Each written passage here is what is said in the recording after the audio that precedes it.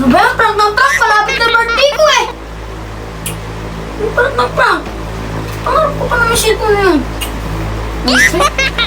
Sorry. Oh? Sorry na.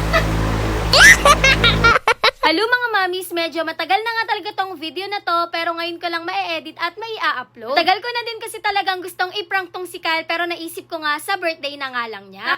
Saktong birthday niya ngayon kaya naman ngayon ko gagawin. Babadtripin ko nga lang talaga si Kyle ngayon ng very light, as in very light lang talaga, juice ko po. May naisip nga ako pero napanood ko nga lang din to. Sobrang busy nga din talaga si Kyle dito manood sa cellphone niya. Sakto nga at wala din tao dito sa kwarto. Kaya naman naisipan ko na ngayon na nga gawin at maiprank tong si Kyle. Ilagay ko na nga dito yung box ng cellphone pero hindi talaga niya yan napapansin. Nausap ko na nga si Kyle dito, paano ba naman kasi medyo matagal talaga niyang bitawan yung cellphone niya, juice ko po. Ngari nga uutusan ko nga lang siya kaya naman pinatong niya nga dyan yung cellphone niya. Pagkakita niya, ito nga yung nangyari.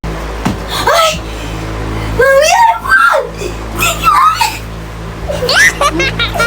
Nakita ko yung reaksyon ni Kyle dito, pero grabe, parang kinukurot yung puso ko na parang mali yung ipaprank ko sa kanya. Ngiti-ngiti lang ako dyan, pero dinadamdam ko talaga yan. Grabe kasi yung saya ni Kyle dito dahil gusto na nga din talaga niyang palitan yung cellphone niya. Parang gusto ko na nga lang sabihin sa kanya na joke lang, anak. Pero hindi ko nga din talaga alam kung paano ko sasabihin sa kanya, kaya naman sabi ko sa sarili ko na itutuloy ko na lang, juice ko po. I-open na nga niya, pero ang sabi ko, wag na nga. Grabe nga yung pasasalamat ni Kyle sa akin dito, tapos I love you siya ng I love you at kiss ng kiss. Napikit ko pa nga dyan si Kyle para hindi niya makita kaagad. Pero nung nakita ni Kyle, alam ko naman na magagalit talaga siya sa akin.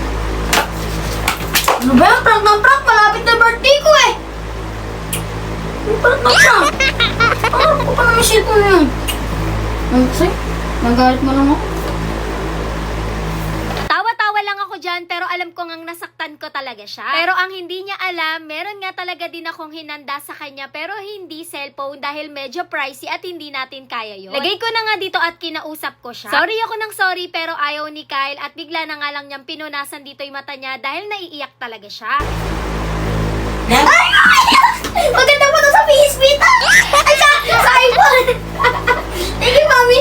Bigyan na nga rin pala siya ng daddy niya ng ganito pero nasira nga. Kaya naman naisip ko nga na ito na lang ulit yung ibigay sa kanya dahil madalas din talagang ginagamit ni Kyle to. Tuwang-tuwa naman si Kyle dito kaya naman naging okay na din yung pakiramdam ko kasi madali lang din talagang kunin yung loob ni Kyle. Bawing-bawi nga daw ako sa pinrang ko sa kanya. Si Kyle kasi yung tipo ng bata na kahit anong ibigay mo sa kanya matutuwa at maa-appreciate niya talaga yun. Kaya naman masarap nga talagang binibigyan, binibilhan or kaya naman sinusurprise si Kyle. Kasi na-appreciate niya talaga yun. Babaw lang din naman yung kasiyahan niya. Napakadami kasing nagsasabi at mga nagko-comment kay Kyle. Pero gaya nga ng sabi ko, wala dapat akong ipaliwanag sa inyo. Nung nabadtrip mo siya, pero napasaya mo din siya. Ang dami ko na namang sinabi. Yun lang. Thanks for watching. Bye-bye.